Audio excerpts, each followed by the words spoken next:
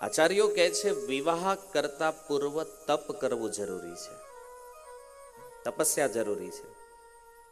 આજકાલ લોકો વિવાહ તો કરે છે પણ વિવાહનો ઉદ્દેશ્ય ખબર નથી. જેણે લગ્ન કર્યા છે એને પૂછો લગ્ન શું કામ કર્યા હતા, કે કાંઈ નહીં બાપાએ કીધું કરી નાખ્યા. ઉદ્દેશ્ય વિવાહનો શું છે તો આ કોઈ જ્ઞાન નથી. જો વિવાહ એ ભગવાનની આજ્ઞા છે, વિવાહ દ્વારા સંતાન ઉત્પત્તિ કરવી આ પણ ભગવાનની આજ્ઞા છે. કેમ? કારણ કે આનાથી સૃષ્ટિનો વિસ્તાર થાય છે. આ વિવાહનો મૂળ ઉદ્દેશ્ય છે સારા અને ઉત્તમ સંતાનોને જન્મ આપવો. આ વિવાહનું મૂળ પ્રયોજન છે. તો બ્રહ્માજી આજ્ઞા કરી કરદમજીને સૃષ્ટિ કરવા માટે. તો કરદમ મુનિ વિચાર કરે છે કે પહેલા હું સક્ષમ બની જાઉં અને વિવાહ કરતા પહેલા પતિ કે પત્ની બંને સક્ષમ હોવું જરૂરી છે. સક્ષમતા શું છે? પહેલું તો વિવાહનો ઉદ્દેશ્ય ખબર હોવી જોઈએ, વિવાહ શા માટે કરવામાં આવે છે. અને બીજું ગૃહસ્થ જીવન ચલાવવું કેવી રીતે, આની પણ જાણકારી હોવી જોઈએ. કેમ? આજકાલ તમે જુઓ સૌથી વધારે જોક બને છે પતિ પત્ની ઉપર. સૌથી સારામાં સારો પવિત્રમાં પવિત્ર સંબંધ જે છે એની ઉપર સૌથી વધારે કોમેડી ચાલે છે. કારણ શું છે? આ ઉદ્દેશ્ય ખબર નથી. ગૃહસ્થ જીવનમાં જ્યાં જોવો ત્યાં લડાઈ ઝઘડાઓ ચાલે છે. નાની નાની વાતો ઉપર પતિ પત્નીમાં લડાઈઓ છે અને આ ક્લેશ મોટા થતા થતા ક્યાં સુધી પહોંચે છે આનું કઈ નક્કી નથી. આનું કારણ શું છે ખબર? કે ગાડી તો ચલાવવી છે પણ આવડતી નહોતી અને બેહી ગયા ડ્રાઇવિંગ સીટ ઉપર. જો સમુદ્રમાં પડવું હોય એનો વાંધો નથી, પણ પેલા તરતા શીખી લો, પછી ગમે ત્યાં પડો પાણીમાં વાંધો નહીં. પણ તરતા ન આવડે ને ડાયરેક્ટ ઠેકડો મારે તો આજે મોટા ભાગે એવું છે કે ગૃહસ્થ જીવન કેવી રીતે ચલાવવું એ જાણકારી નથી અને સીધા બસ વિવાહ કરી લીધા પછી ડૂબે અને હારે ઘણા ડૂબાડે બીજાને. એટલા માટે તપસ્યા હોવી જોઈએ જીવનમાં, કારણ કે તપસ્યા દ્વારા વ્યક્તિ યોગ્યતા પ્રાપ્ત કરે છે જેનાથી જીવનનો વાસ્તવિક આનંદ પ્રાપ્ત થાય છે. અને આનંદ શું છે? ગૃહસ્થ જીવનમાં પત્ની મળે, બાળકો મળે.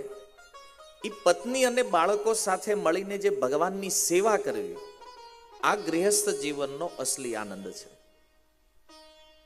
આજકાલ યુવાનોમાં એક ફેશન આવી છે, હું જે વિવાહ તો કરી લે પછી એને પૂછવું પડે કે બાળક, તો કે હમણાં રહેવા દો, કે હજી આમ અમને હજી મજા લેવા દો, હજી તમે ફર્યા નથી કાંઈ હરખું.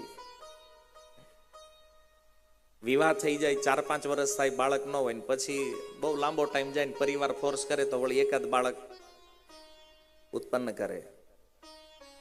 આ વાસ્તવમાં મૂર્ખતા છે. વિવાહનો ઉદ્દેશ્ય છે સંતાન પ્રાપ્તિ. વિવાહ થાય એટલે પ્રથમ કાર્ય હોય છે પુત્ર ઉત્પન્ન કરવો, પુત્રી ઉત્પન્ન કરવી. પણ ભોગ, આજના ગૃહસ્થીનો પાયો જે છે ને એ ભોગ ઉપર આધારિત છે અને પોતાના ભોગમાં બાળકો બાધા ન બને એટલા માટે લોકો સંતાન પ્રાપ્તિ નથી કરતા. લાંબો ટાઈમ રાહ જોવે છે અને પછી એવું થાય સમય વ્યતીત થાય, બાળકો થતા જ નથી. આજે તમે જો દવાખાનાઓમાં, હોસ્પિટલોમાં લોકોની લાઈનો લાગી છે, સંતાન ઉત્પત્તિ નથી થતી. શું કામ નથી થતી? કારણ કે તપસ્યા છે નહીં. ગૃહસ્થ જીવનનો પાયો ભોગ ઉપર આધારિત થઈ ગયો છે. આહારથી માંડી અને સદાચાર બધું જ એટલું ભોગમય છે કે સંતાન થવું કે ન થવું આ એક બહુ મોટી સમસ્યા થઈ ગઈ છે. એનાથી મોટી મૂર્ખતા બીજી હું જ ખબર? આપણે બે આપણું એક, આનાથી વધારે નહીં. પાછું ખબર નથી કોણે આ વિચાર પ્રગટ કર્યો છે. શાસ્ત્ર કહે છે ઓછામાં ઓછા 3 સંતાનો હોવા જોઈએ, મિનિમમ. વિશેષ રૂપથી કોઈ 5 સંતાનો હોય, 7 હોય, આ સૌભાગ્યવાન ગૃહસ્થ ગણવામાં આવે છે. આપણને આજે એવું લાગે કે ભાઈ આટલા બધા બાળકો હતા હશે, કદાચ 3 છોકરા લઈને જાવી તો એમ કે શરમ લાગે અમને, હે ને? પણ તમે જાણતા નથી કે તમે આવવા વાળી પેઢીનું ભવિષ્ય કેટલું અંધકારમય કરી રહ્યા છો. એક સંતાનો જે છે એને કોઈ ભાઈઓ નહીં, કોઈ બેન નહીં, પછી એના સંતાનોને કોઈ ફઈ નહીં, કોઈ માસી નહીં, આ બધા સંબંધો ખતમ થઈ જશે. અને કોઈ પણ સમસ્યાઓ જીવનમાં આવશે જ્યારે એને સહયોગ કરવા વાળું કોઈ નહીં હોય. અને કોરોનામાં આનો બહુ સારો અનુભવ આપણે કર્યો છે. કોવિડમાં એકનો એક બાળક હોય, પિતાજી હોસ્પિટલમાં દાખલ હોય, દિવસે ધંધો કરે, રાતે હોસ્પિટલમાં સેવા કરે. આ જેને કર્યું છે ને એને પૂછજો, ત્યારે એને લાગે કે જો 2-4 ભાઈઓ હોત ને તો અત્યારે સપોર્ટ થતો હોત. જો શાસ્ત્ર બ્રહ્માજી કહે છે સંતાન ઉત્પત્તિ કરવી એ કોઈ શરમની વાત નથી, ભગવાનની આજ્ઞાનું પાલન છે. અને અહીંયા ઘણા લોકો આપણને સમજાવતો પણ વસ્તી વધી જાય તો શું કરશું, એ તમારી ઉપાધિ છે કે ભગવાનની છે? હે, હરેક જીવ પોતપોતાનું કર્મ લઈને આવે છે અને પોતપોતાના કર્મ અનુસાર જીવશે. તમે જુઓ અત્યારે તમારા દાદાની પેઢી જુઓ, લગભગ એક નહીં હોય કોઈ, 5 ભાઈ 7 ભાઈ આ બધા હતા, ભૂખ્યા મર્યા કોઈ? આમાંથી જાજા હતા ક્યાંક પ્રગતિ થઈ, બોલો એકલો શું કરશે? નથી. આ પણ એક ષડયંત્ર છે હિન્દુઓ માટે, પણ આપણે સમજતા નથી. હે, પેલા તો હમ દો હમારે દો, હવે આપણે બેન આપણું એક જ. અને સૌથી મોટી તકલીફ ક્યારે થાય ખબર? ઈ એકનો એક દીકરો એમ કહી દે કે બાપા હવે તમારી હારે નહીં ફાવે, પછી શું થાય? એટલે 2 વત તો કદાચ બીજો એકાદ હારો વત તો ન્યાય સપોર્ટ કરવા હતા. ઓલો એક જ હોય, અને એક હોય ને એ પછી દબાવે બહુ. કેમ? ખબર છે કે બાપા આપણે કઈ ઈ જ કરવાના છે, બીજું છે નહીં. આ જીવનમાં ઘણી સમસ્યાઓ છે આ બધી. અને માની લ્યો ક્યાંક આપણે કઈ માથાકૂટ કરવી નથી ને ક્યાંક થઈ ગઈ, એને 5-7 હોય તેમ કે હાલો ને 2-3 ઓછા થાય તો વાંધો નહીં, 4-5 તોય રહે. અને ઓલો એકલો હોય તો બીતા જીવવું પડે, થાય કે નહીં? ગામનો કોઈ બીજો આવીને દબાવે, આલે કાલથી આ હાલતો નહીં, ના કાંઈ વાંધો નહીં, અમે આમ ફરીને હાલશું. આ કરવું પડે. શું કામ? કારણ કે એક જ છીએ. અને કોઈ ક્યાંક ઉપાડી લીધા, તકલીફ થાય કે નહીં? આ બધી સમસ્યાઓ છે. અને આ અત્યારે નહીં દેખાય, આવશે ફ્યુચરમાં.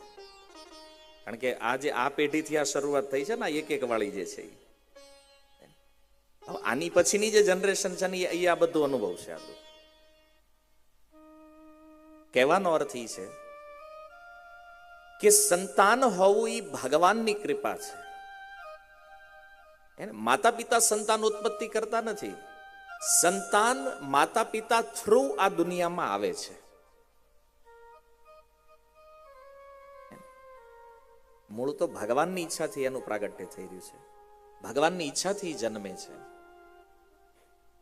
પણ જ્યારે કોઈ વ્યક્તિ તપસ્યા કરે, ગૃહસ્થ જીવન માટે પોતાને સક્ષમ બનાવે, અને આવો વ્યક્તિ જ્યારે વિવાહ કરે, પત્ની બાળકો સાથે મળી ભગવાનની સેવા કરે છે, તો આનું જીવન સુખમય આનંદમય વીતે છે.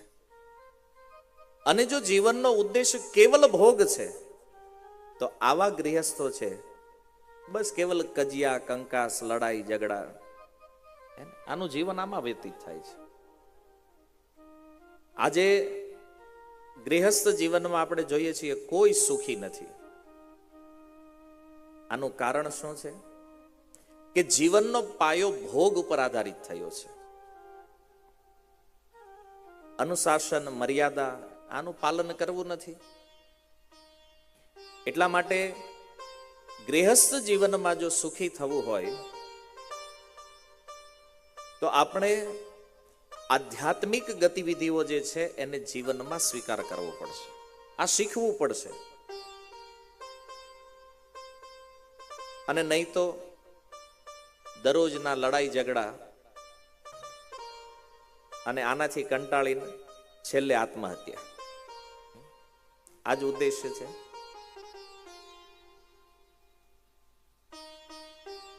તો બાળકોને એ શિક્ષા આપો, બાળકોને સમજાવો ગૃહસ્થ જીવન શું છે, વિવાહ શું છે, અને પછી એને પ્રેરિત કરો એના માટે. તો આવા બાળકો પણ સુખમય આનંદમય જીવન વ્યતીત કરશે.